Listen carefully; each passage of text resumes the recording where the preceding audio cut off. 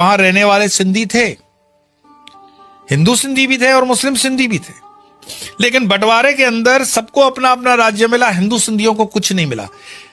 महात्मा गांधी ने हिंदू सिंधी नेताओं को यह कहा कि आप ऐसा करें, पोरबंदर गुजरात की तरफ आपको हम अपना स्टेट बनाने की थोड़ी सी जगह दे सकते हैं। लेकिन उस वक्त के हिंदू सिंधी नेताओं ने सोचा नहीं, हम तो नमक हैं, आटे में मिलकर के रह जाएंगे, बस एक रस हो जाएंगे। विनाशकाले बुद्धि विपरीत।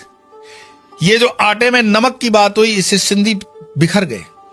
कुछ सिंधुवर्गी हिंदुस्तान के बाहर हांगकांग वगैरह में गए, यूरोप गए, अमेरिका गए, हिंदुजा वगैरह यूके में सेटल हो गए। आप जानते हो ये बहुत बड़े नाम हैं सिंधियों के। और हिंदुस्तान के अंदर भी जो मिलिट्री एरियाज थी, जो कैंप्स थे मिलिट्री के, उसमें उनको एज ए रेफ्यूजी रखा गया। चाहे वो भोपाल की कैंप हो, आगरा की कैंप हो, मुंबई की उल्लासनगर की कैंप हो, साउथ की कैंप्स हो, और सिंधी कैंप्स में आ गए बिल्कुल रेफ्यूजी बन करके।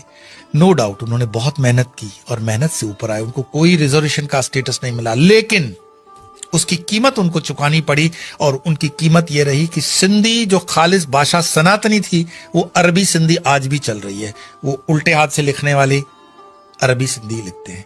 सिंधियों की मूल भाषा क्या है ये उनको भी पता नहीं होगा आज, क्योंकि इतिहास 1300 साल तो पुराना हो गया। सिंध में मोहनजोदड़ो, जिसके ऊपर इतनी बड़ी फिल्में बनी, इतना इतिहास है, ये सिंधियों की विरासत है। लेकिन सिंधियों को खुद की विरासत पता नहीं। आप बोलेंगे आप कैसी बातें कर रहे हो? बिल्कुल, आप किसी भी सिंधी के शादी में चले जाओ, उन सिंधी के शादियों में जो आप लाडे जिसको वो कहते हैं, शादियों के गीत, वो पता है आपको आज भी हिंदू सिंधी क्या गाता है? एक सोन जो रुपयो अल्लाह रे अल्लाह। आज भी उनके डीएनए से अल्लाह नहीं निकला है।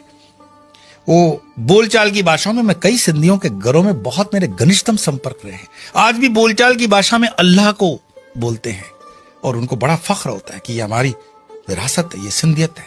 लेकिन मैं आपको ये चीजें क्यों बता रहा हूं?